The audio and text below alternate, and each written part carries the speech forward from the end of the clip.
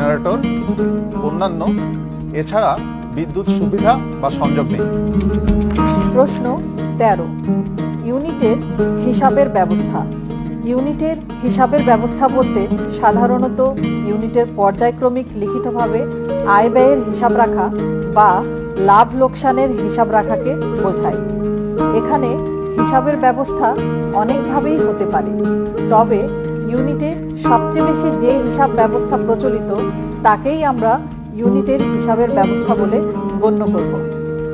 তথ্য সংগ্রহকারী ইউনিটের হিসাবের ব্যবস্থার ধরন জেনে প্রযোজ্য অপশন নির্বাচন করবেন। অপশনসমূহ হল দৈনিক, সাপ্তাহিক, মাসিক, অর্ধবার্ষিক, বাৎসরিক।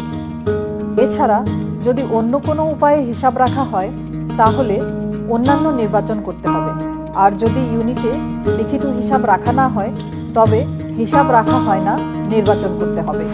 প্রশ্ন 14.1, ইউনিটের বেতন বা মজুরি প্রদানের ধরন।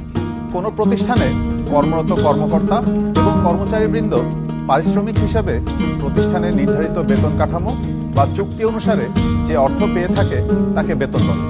কোনো শ্রমিক কোনো নির্দিষ্ট কাজের জন্য অথবা নির্দিষ্ট সময়কালের পরিশ্রমের বিনিময়ে যে পারিশ্রমিক লাভ করে তাকে মজুরি বলে। এ প্রশ্নে একাধিক অপশন নির্বাচন হতে পারে।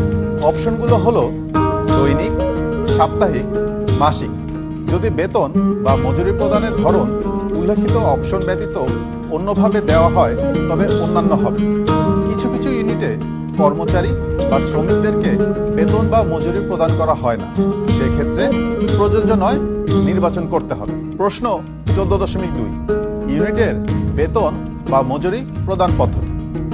ইউনিটে সংখ্যার বিবেচনায় যে পদ্ধতির মাধ্যমে সবচেয়ে বেশি পরিমাণ বেতন বা মজুরি প্রদান করা হয় তার তথ্য আনতে হবে। ইউনিটে বেতন বা মজুরি ক্যাশ, চেক বা ইএফটি, মোবাইল ব্যাংকিং এর মধ্যে যে পদ্ধতিতে সবচেয়ে বেশি পরিমাণ প্রদান করা হয় তা নির্বাচন করতে হবে। অপশন সমূহ হলো ক্যাশ, ব্যাংকিং, মোবাইল ব্যাংকিং।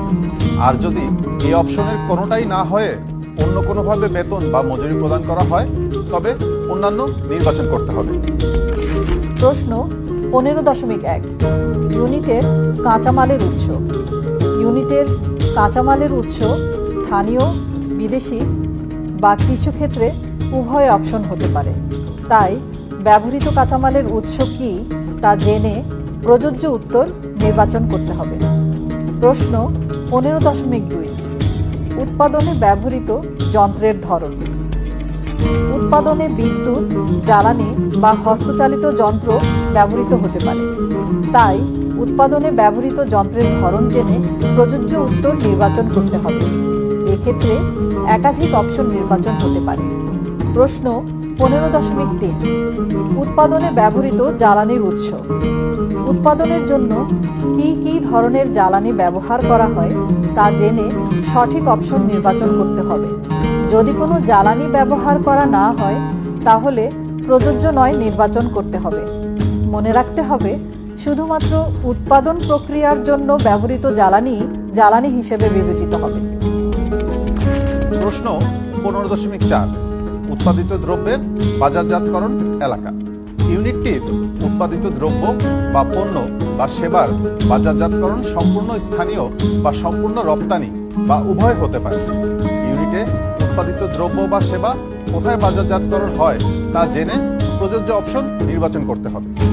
প্রশ্ন 15.5, উৎপাদনে কম্পিউটার বা তথ্য প্রযুক্তির ব্যবহার হয় কি? ইউনিটটির উৎপাদন কার্যক্রমে যদি কম্পিউটার বা তথ্য প্রযুক্তির ব্যবহার করা হয় তবে হ্যাঁ নির্বাচন করতে হবে, এবং যদি উৎপাদন কার্যক্রমে কম্পিউটার বা তথ্য প্রযুক্তি ব্যবহৃত না হয় তবে না নির্বাচন করতে হবে।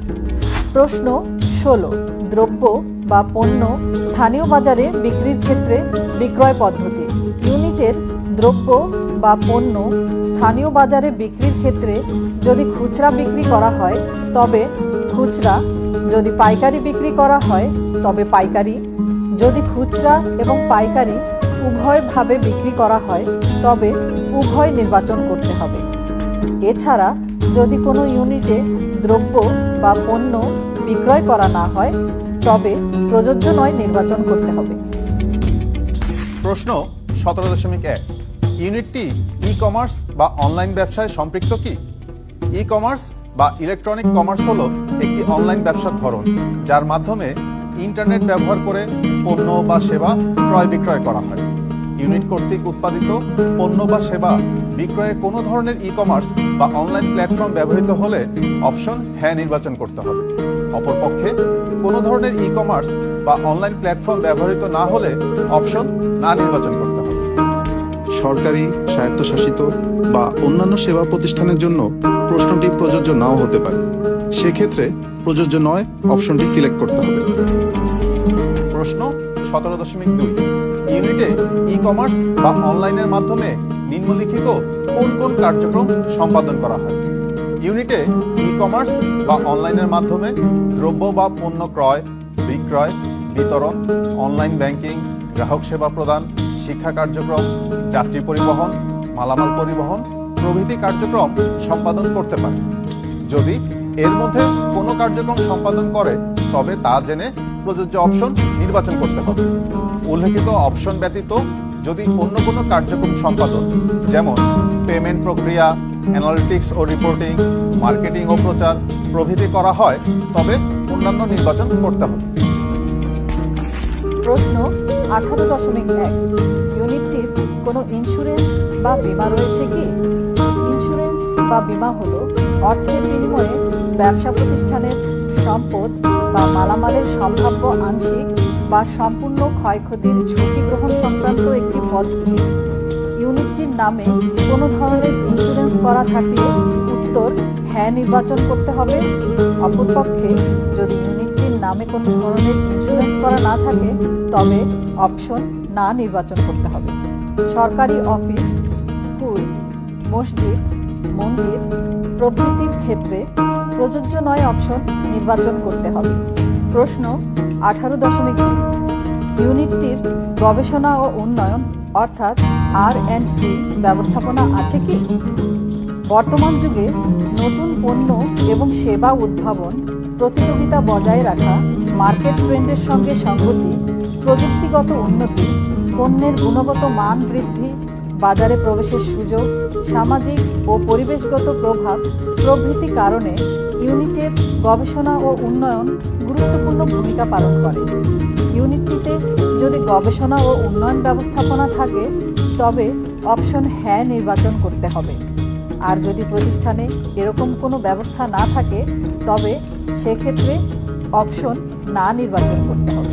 এছাড়াও কোনো কোনো ক্ষেত্রে যেমন অস্থায়ী প্রতিষ্ঠান বা কৃষি বহির্ভূত অর্থনৈতিক কর্মকাণ্ড সম্পন্ন খানায় এ প্রশ্নটি প্রযোজ্য নাও হতে পারে। তখন প্রযোজ্য নয় অপশনটি নির্বাচন করতে হবে। প্রশ্ন 19.1 ইউনিটে অগ্নি নির্বাপন ব্যবস্থা আছে কি? ইউনিটের ভবন, যানবাহন ও বনভূমিতে অনাকাঙ্ক্ষিত অগ্নিকাণ্ডের আগুন নেভানোর জন্য ফায়ার এক্সিট, ফায়ার ডোর, emergency lighting system, fire alarm system, fire hydrant system, স্বয়ংক্রিয় ফায়ার স্প্রিংকলার সিস্টেম থাকে। রান্নার তেল, এলপিজি গ্যাস এবং অন্যান্য দাহ্য সামগ্রী পৃথকভাবে বিশেষ ব্যবস্থায় সংরক্ষণ করা হয়ে থাকে। ইউনিটে যদি এ ধরনের এক বা একাধিক পদক্ষেপ বা ব্যবস্থা গ্রহণ করা হয়ে থাকে তবে অগ্নি নির্বাপন ব্যবস্থা আছে বলে ধরে নিতে হবে এবং অপশন হ্যাঁ নির্বাচন করতে হবে। অপরদিকে যদি এ ধরনের ব্যবস্থা না থাকে তবে অপশন না নির্বাচন করতে হবে। প্রশ্ন 19.2 ইউনিটে অগ্নি নির্বাপন ব্যবস্থা থাকলে তা নিয়মিত রক্ষণাবেক্ষণ করা হয় কি? প্রশ্ন নং 19.1 উত্তর হ্যাঁ হলে বিদ্যমান অগ্নি নির্বাপন ব্যবস্থা যদি নিয়মিত রক্ষণাবেক্ষণ করা হয় তবে অপশন হ্যাঁ নির্বাচন করতে হবে। আর যদি নিয়মিত রক্ষণাবেক্ষণ করা না হয় তবে না অপশন নির্বাচন করতে হবে। প্রশ্ন 20.1 ইউনিটে বর্জ্য ব্যবস্থাপনা সম্পর্কিত কোনো কার্যক্রম আছে কি? ইউনিটের বর্জ্য মাটি, পানি, বায়ু তথা পরিবেশ এবং জীববৈচিত্র্যকে দূষিত করতে পারে। এসব দূষণ রোধের উদ্দেশ্যে শিল্প কারখানা এবং প্রতিষ্ঠানসমূহ বা বিভিন্ন অর্থনৈতিক ইউনিটসমূহ বর্জ্য সংগ্রহ, বর্জ্য পৃথকীকরণ, রিসাইক্লিং, কম্পোস্টিং, ডাম্পিং সাইট পরিচালনা, শিক্ষা ও সচেতনতা, বর্জ্যের পরিমাণ মনিটরিং, বর্জ্য পরিবহন, প্রক্রিয়াজাতকরণ, বর্জ্য পুনঃব্যবহার এবং প্রযুক্তির ব্যবহার প্রভৃতি ব্যবস্থা গ্রহণ করতে পারে। যদি কোনো ইউনিট এ সংক্রান্ত কোনো ব্যবস্থা নিয়ে থাকে তবে তথ্য সংগ্রহকারী সেই ইউনিটের ক্ষেত্রে অপশন হ্যাঁ নির্বাচন করবে। আর যদি ইউনিটে বর্জ্য ব্যবস্থাপনা সংক্রান্ত কোনো ব্যবস্থা না থাকে তাহলে অপশন না নির্বাচন করতে হবে। প্রশ্ন 20.2 প্রতিষ্ঠানটির পরিবেশগত ছাড়পত্র আছে কি? এই প্রশ্নটি শুধুমাত্র শিল্প প্রতিষ্ঠানের জন্য প্রযোজ্য। কোনো এলাকায় শিল্প প্রতিষ্ঠান বা অর্থনৈতিক প্রতিষ্ঠান স্থাপনে পরিবেশগত কিছু না কিছু প্রভাব বিদ্যমান থাকে।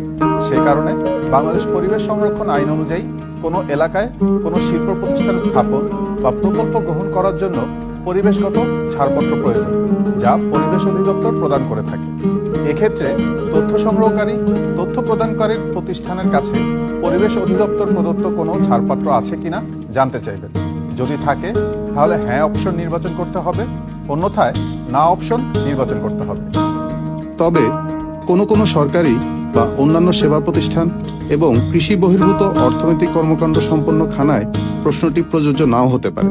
তখন প্রযোজ্য নয় অপশন নির্বাচন করতে হবে। প্রশ্ন 20.3 প্রতিষ্ঠানটির ফায়ার সার্ভিসের ছাড়পত্র আছে কি?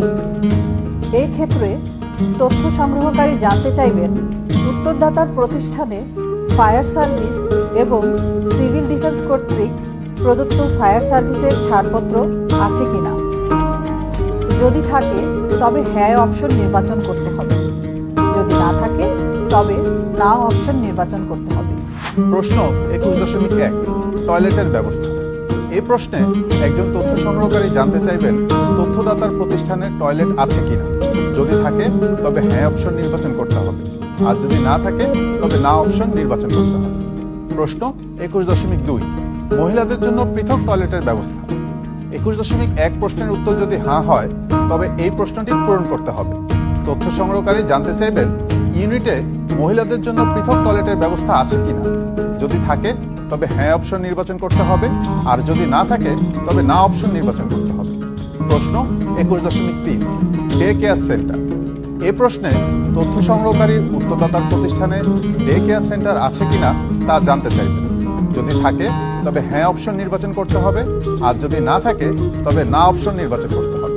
প্রশ্ন 21.4 কর্মীদের জন্য নিজস্ব পরিবহন সুবিধার ব্যবস্থা। এই প্রশ্নে একজন তথ্য সংগ্রহকারী উত্তরদাতার প্রতিষ্ঠানে কর্মীদের জন্য নিজস্ব পরিবহন আছে কিনা তা জানতে চাইবেন। যদি থাকে তবে হ্যাঁ অপশন নির্বাচন করতে হবে, আর যদি না থাকে তবে না অপশন নির্বাচন করতে হবে।